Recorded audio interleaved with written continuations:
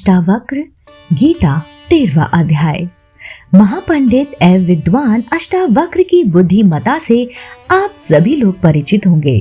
जनक की सभा में उन्होंने बंदी से शास्त्रार्थ करके अपनी विद्वता का परिचय दिया था और बंदी को उनके अहंकार के बारे में ज्ञात करवाया था।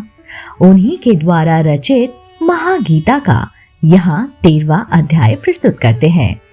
श्री जनक जी कहते हैं, अकिंचन होने की सहजता केवल कौपीन पहनने पर भी मुश्किल से प्राप्त होती है। अतः त्याग और संग्रह की प्रवृत्तियों को छोड़कर सभी स्थितियों में मैं सुखपूर्वक विद्यमान हूँ।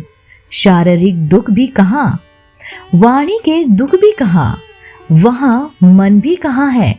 सभी प्रत्ययों को त्याग कर सभी स्थितियों में मैं सुखपूर्वक विद्यमान हूँ। किए हुए किसी भी कार्य का वस्तुतः कोई अस्तित्व नहीं है। ऐसा तत्वपूर्वक विचार करके जब जो भी कर्तव्य है उसको करते हुए सभी स्थितियों में मैं सुखपूर्वक विद्यमान हूँ।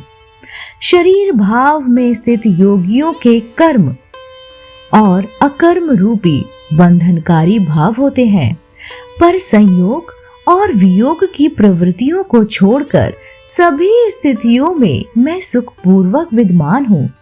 विश्राम, गति, शयन, बैठने, चलने और स्वप्न में वस्तुतः मेरा लाभ और हानि नहीं है।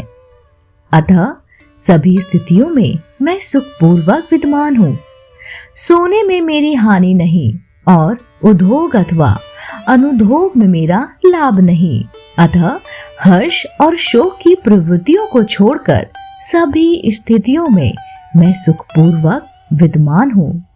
सुख दुख आदि स्थितियों के क्रम के आने के नियम पर बार बार विचार करके शुभ और अशुभ की प्रवृत्तियों को छोड़कर सभी स्थितियों में मैं सुखपूर्वक विद्यमान हूँ।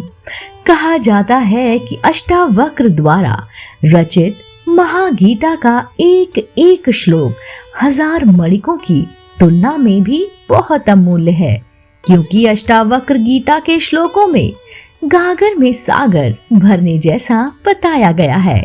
लोकहित के लिए गीता बहुत ही महत्वपूर्ण ग्रंथ है, जिसे पढ़ना और सुनना अवश्य चाहिए। अगर अष्टावक्र गीता से संबंधित किसी भी सलाह, सुझाव या शिकायत के लिए आप अपना कीमती विचार कमेंट के माध्यम से हम तक पहुंचाइए। इसके अतिरिक्त आप इसे अपने दोस्तों और परिवार वालों के साथ साझा जरूर कीजिएगा। इसका अगला भाग, अगला अध्याय सुनने, जानने और देखने के लिए आप जुड़े रहिए, देखते रहिए आपका अपना पसंदीदा YouTube चैनल अध्यात्म में कहानियाँ।